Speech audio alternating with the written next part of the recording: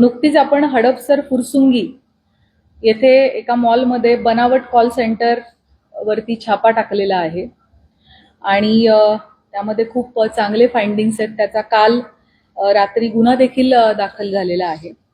So या अनुषंगाने आपल्याला एकूण 3 ठिकाणी 120 लोकांकरवी असा गैरप्रकार सुरू होता आणि एक कॉल सेंटर चालवलं जात होतं आणि या कॉल सेंटरच्या माध्यमातून म्हणजे बनावट ऑनलाईन गेमिंग वेबसाईट बनवण्यात आलेल्या होत्या. या कॉल सेंटरवरून वेगवेगळ्या नागरिकांना फोन जात होते आणि त्या फोन कॉल्सवरती त्यांना पैसे जिंकण्याचा आमिष दाखवून या लोकांकडून पैसे उकळले जात होते.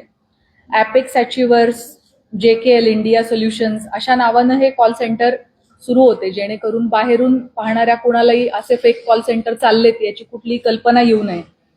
आणि काही मायनर मुलं आणि साधारणतः 20 ते 25 वयोगटातल्या मुलांच्या माध्यमातून हे सगळं कॉल सेंटर चालवण्यात आलेलं होतं.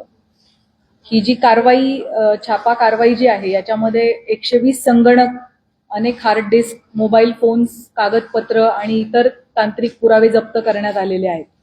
आतापर्यंत एकूण 2 आरोपितांना अटक करण्यात आलेली आहे आणि इतर आणखी कोणाची इन्व्हॉल्वमेंट आहे याच्या संदर्भाने देखील चौकशी सुरू आहे.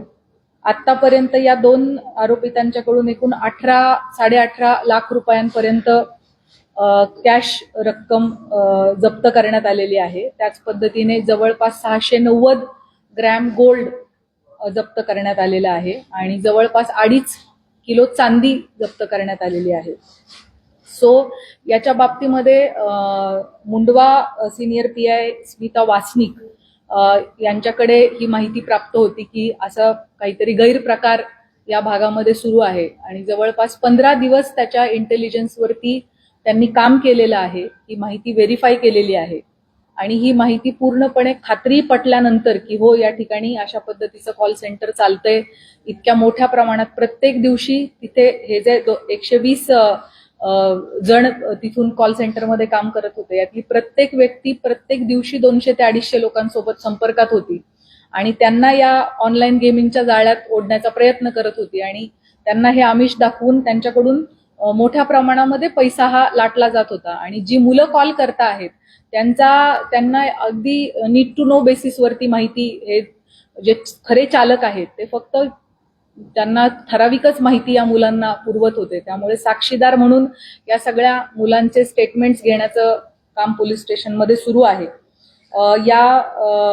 ही जी संपूर्ण कारवाई आहे ही नव्यानेच झोन 6ला जॉईन झालेले DCP जीवन बेनीवाल जे आता प्रेस कॉन्फरन्समध्ये माझ्या सोबत उपस्थित आहेत यांच्या मार्गदर्शनाखाली आणि त्यांच्या लिडरशिपमध्ये करण्यात आलेली आहे. Senior PI Mundhwa Smita Wasnik, senior PI Girisha Nimbalkar, senior PI Amol More, ACP तिथल्या अनुराधा उदमाले, सिनियर PI बाबासाहेब निकम, सायबरच्या सिनियर PI स्वप्नाली शिंदे आणि FSLच्या देशमुख मॅडम आणि त्यांची संपूर्ण टीम अशी खूप, आणि त्याच पद्धतीने आमचे सगळे अंमलदार अशी 100च्या आसपास मॅनपॉवर गेले 2 दिवस यावरती काम करत आहे. याचा पंचनामा देखील अनेक तासांचा होता कारण इतक्या मोठ्या प्रमाणामध्ये सिस्टीम्स, हार्ड डिस्क तिथे जप्त करण्यात आलेल्या आहेत आणि अतिशय चांगली कारवाई झोन 6ने केलेली आहे आणि या माध्यमातून भविष्य काळामध्ये लाखो लोकांची फसवणूक याद्वारे झाली असती किंवा अनेक लोकांचे पैसे उकळले गेले असते. अनेक लोकांना ऑनलाईन गेमिंगचा अतिशय रिस्की असलेला छंद किंवा व्यसन लागू शकलं असतं, परंतु या कारवाईमुळे हे सगळं आपल्याला थांबवता आलेलं आहे. अतिशय वेल थॉट आणि वेल प्लॅन्ड कारवाई झोन 6 DCP आणि त्यांच्या संपूर्ण टीमनं इथं केलेली आहे आणि त्यातले काही अधिकारी इथे प्रातिनिधिक स्वरूपात उपस्थित आहेत. थँक्यू. येस. याच्यामध्ये होतं त्याचा काही वापर झालाय का? येस, याच्यामध्ये एक बेकायदेशीर पिस्टल आणि 6 जिवंत राऊंड देखील सापडलेले आहेत. त्याच्याविषयी आपण अधिक माहिती घेतोय. हे जे पिस्टल आहे हे कंट्री मेड नाही आहे, हे कंपनी मेड पिस्टल आहे आणि त्याचं पूर्वी लायसन्स मिळवण्यात आलेलं आहे, मात्र ते रिन्यू करण्यात आलेलं नाही. त्यामुळे ते जे बाळगलेलं आहे जवळ ते बेकायदेशीरच बाळगलेलं आहे आणि अर्थात त्यामुळेच ते सेक्शन सुद्धा या केसमध्ये अट्रॅक्ट झालेले आहेत. ती माहिती काढणं सुरू आहे, कारण हे कॉल सेंटर एक्झॅक्ट कधी सुरू झालं, आतापर्यंत किती लोकांना कॉल करण्यात आले, त्यापैकी किती लोक या जाळ्यामध्ये ओढले गेले आणि किती रुपयांची त्यांची फसवणूक झाली, हे सगळं काढणं हा तपासाचा भाग आहे आणि ते काम सध्या सुरू आहे.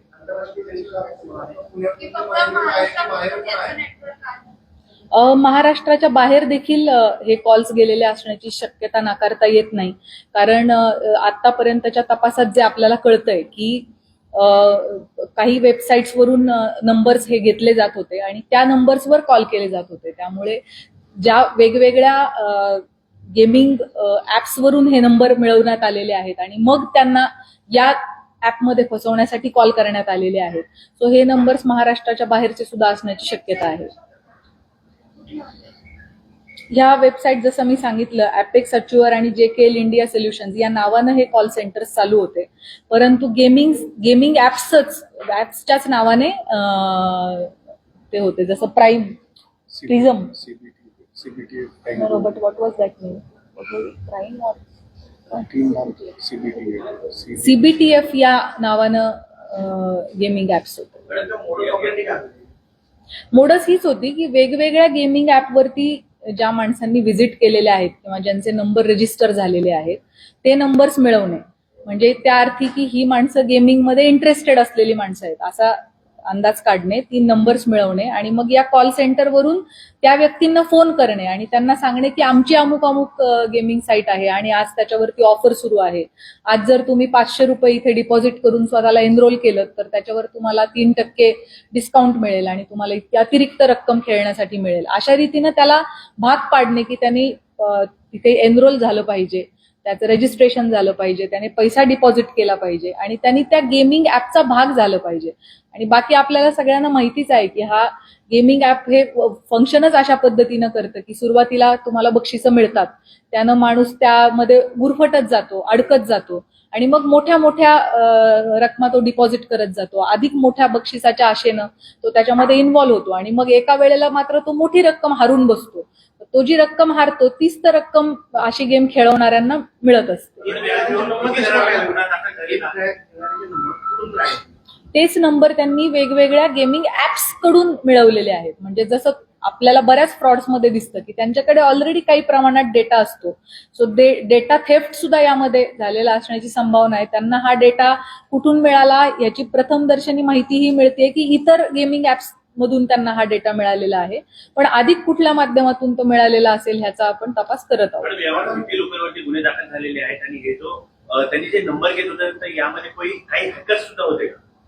त्याचा तपास सुरू आहे. जसं मी तुम्हाला सांगितलं की याचा सोर्स काय, तो प्रथमदर्शनी सोर्स आपल्याला काय दिसतोय हे मी तुम्हाला सांगितलं आणि अधिकचा तपास सुरू आहे. आता सद्यस्थितीत आपल्याला 2 आरोपी आपण अटक केलेले आहेत आणि इतर आरोपितांच्या बाबतीमध्ये त्यांचा काय रोल आहे आणि अधिक त्याच्यामध्ये कोण इन्व्हॉल्ड आहे याची आपल्याला माहिती घेणं सुरू आहे. हे 2 आरोपी जे आपण अटक केलेत ते पुण्यातले आहेत. या कॉल सेंटरमध्ये काही अल्पवयीन मुलं काम करत होते का? त्यांना ताब्यात घेतलंय तर त्यांची काही चौकशी? यामध्ये प्रथमदर्शनी आपल्याला जे दिसतंय, जे मी मगाशी पण सांगितलं की या कॉल सेंटरमध्ये काम करणारी जी मुलं आहेत त्या मुलांना 17 ते 20-22 हजार रुपये पगारापर्यंत वेगवेगळ्या पगारावरती ही मुलं काम करतात आणि त्यांच्याकडे असलेली माहिती ही मर्यादित आहे. त्यामुळे त्यांचा या म्हणजे ह्या क्राईम मध्ये काही रोल आहे का, की त्यांनी अजाणतेपणी त्यांनी त्या कॉल सेंटरमध्ये काम केलंय, हा तपासाचा भाग आहे. पण प्रथमदर्शनी त्यांना आपण साक्षीदार म्हणून त्यांच्या साक्षी आता नोंदवत आहोत. रेकॉर्ड आहे.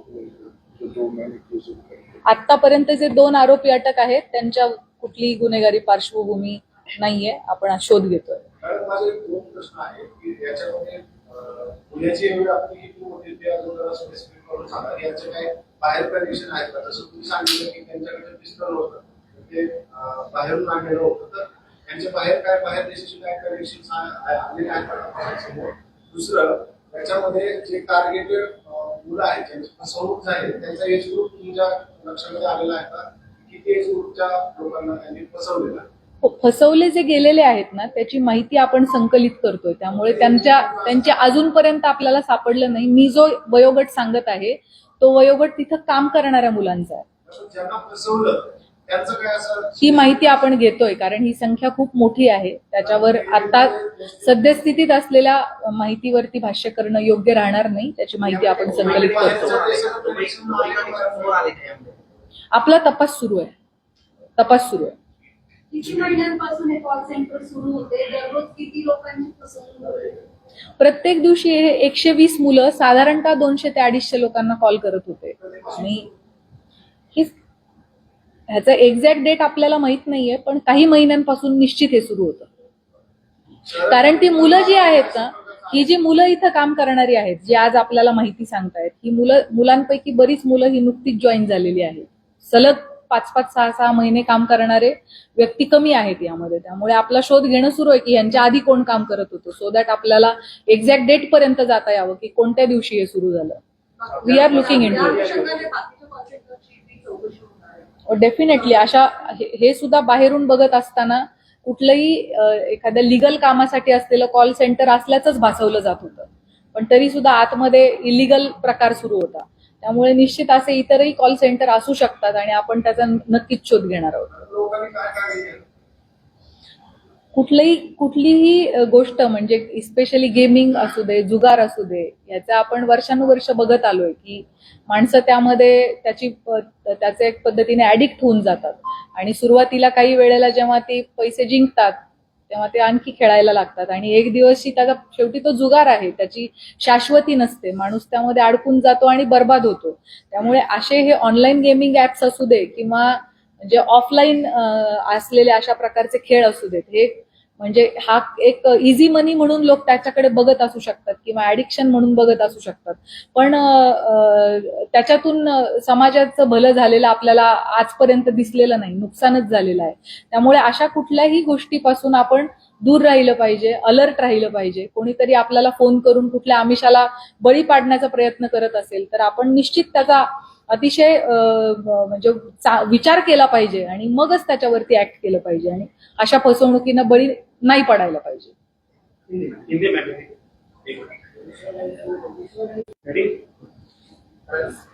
कॉल सेंटर पर कार्रवाई की गई है, क्या मामला है?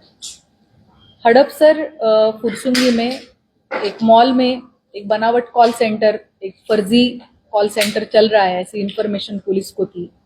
लगभग 15 से भी ज्यादा दिन से पुलिस ने इस पे नजर रखी हुई थी और जब वेरीफाई हुआ कि हाँ यहाँ पे ऐसे तरह से एक फर्जी कॉल सेंटर चल रहा है कि बाहर से दिखाया जा रहा है कि कुछ लीगल काम है, लेकिन असल में वो लीगल काम नहीं है. लोगों को फोन किए जाते हैं और लोगों को झांसे में फंसाया जाता है कि आप ये इस ऐप में एनरोल करिए, आप यहाँ पे पैसा डिपॉजिट करिए और ये इसमें आप एनरोल हो जाइए और ये गेम्स खेलिए.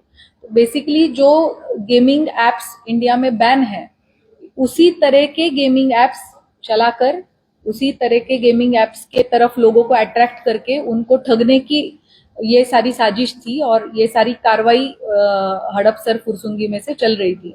तो जब पुलिस को ये कंफर्म हुआ, वेरीफाई हुआ, उसके बाद वहां पे छापामार किया गया है और 120 लोग ऐसे थे जिसमें 20 से 25 एज में बच्चे हैं जो वहां पे कॉल सेंटर पे काम कर रहे थे और उनके द्वारा कॉलिंग किए जा रहे थे, उनके द्वारा लोगों को इस गेमिंग ऐप की तरफ अट्रैक्ट किया जा रहा था, जिसमें अभी तक 2 लोग अरेस्ट हो चुके हैं और किस किस का रोल है ये इसकी जांच की जा रही है. अराउंड 18.5 लाख रुपीस इन दोनों से बरामद हुए हैं और 690 grams of gold, 2.5 kgs of silver अभी तक इससे जब्त हुआ है. At the same time 120 computers, hard disks, mobile phones and other technical evidences are seized. So ये जो पूरी कार्रवाई है वो डीसीपी जोन 6 जीवन बेनीवाल इनके लीडरशिप में की गई है. Senior PI Mundhwa Smita Wasnik, senior PI Girisha Nimbalkar, Amol More, ACP Anuradha Udmale, Baba Saheb Nikam, Swapnali Shinde and FSL की team, Deshmukh madam and her team, उन्होंने बहुत अच्छा काम किया है और ये बहुत अच्छी तरह से प्लान करके, वेरीफाई करके एग्जीक्यूट किया गया ऑपरेशन है। फ्यूचर में बहुत सारे लोग इसके द्वारा इस झांसे में आ सकते थे, इस गेमिंग ऐप के एडिक्ट हो सकते थे, लेकिन इस कार्रवाई की वजह से वो प्रिवेंट कर पाई है police. Thank you so much. Forge document इस्तेमाल कर रहे थे, वो क्या लगता है? Sorry, forge document Aadhaar card और PAN card, basically the ones who were working there, उन्हीं के पेपर्स लिए जा रहे थे, उन्हीं के पेपर्स लेके सिम कार्ड्स लिए जा रहे थे और उन सिम कार्ड से कॉलिंग हो रहा था। जब every caller is calling 200 to 250 people every day, so many people were reporting it as a spam. So when the card was getting reported as a spam, तो आगे लोग उठाएंगे नहीं क्योंकि स्पैम आ रहा है, डायली आपके इस पे दिख रहा है जब आ रहा है कॉल, तो वो अभी कोई यूज का नहीं रहा, तो फिर वो हटा देना है सिम और फिर से नया सिम लेना है। तो ये नया सिम भी फिर उसी बंदे का लेना है, उसी के डॉक्यूमेंट सबमिट करके लेना है। So basically their KYC was getting used, their documents were getting used for this illegal activity without their knowledge. So we are checking if their role is there in this illegal activity, but prima facie उनको इस चीज का पता नहीं था कि ये exactly सब क्या चल रहा है, and their documents were being used for this illegal activity. how many of them arrested till now, and what is your 2 people are arrested. 2 people are arrested, and we are finding the role of other people and how they are connected and involved in this crime. इस कार्रवाई में कार्रवाई की गई और photos offer किया? So basically, the raid was done at 3 places, and 120 people, through 120 people, this racket was being run. Yes, 120 से भी ज्यादा यहाँ पे कंप्यूटर जब्त हुए हैं, हार्ड डिस्क, मोबाइल फोन्स वगैरह जब्त हुए हैं। इस कार्रवाई में हथियार भी बरामद हुए, उस पर इंतजाम है? यस, एक हथियार इसमें मिला है जिसमें जो कंपनी मेड है, लेकिन पहले it was a licensed weapon, but वो रिन्यू नहीं किया गया है। So basically it is illegally the weapon is kept with a person, and he doesn't have any reason for keeping it or not getting it renewed, so accordingly the sections have got attracted. उसी के नाम के ऊपर ये weapon है क्या? जो call centre चला रहा था उसी के Yes, नाम पे वेपन yes, है? yes. क्या नाम था उसका? We are giving all the details in the press. हम लोग इसकी जांच कर रहे हैं कि इसमें और कौन इन्वॉल्व है और वो किस स्तर पे चल रहा है। We are looking into it. लोगों को इसमें फंसाया गया है, क्या मोटिव था? अभी ये संख्या बहुत बड़ी होने की संभावना है, क्योंकि हर दिन हर बंदा, ये जो 120 लोग काम कर रहे थे वो सैकड़ों लोगों को कॉल कर रहे थे और उनमें से सैकड़ों लोग फंस भी रहे थे। तो इसलिए ये हर दिन इतना नंबर अगर है तो कितने दिनों से ये चल रहा है एग्जैक्टली हम वो देख रहे हैं, और इतने दिनों में कितने लोगों को फंसाया गया है इसकी जांच अभी चल रही है। But this number would be bigger. बाकी गेमिंग एप्स से प्राइमा फेसी लग रहा है कि इन्होंने ये नंबर्स लिए हैं, so basically a kind of data theft also.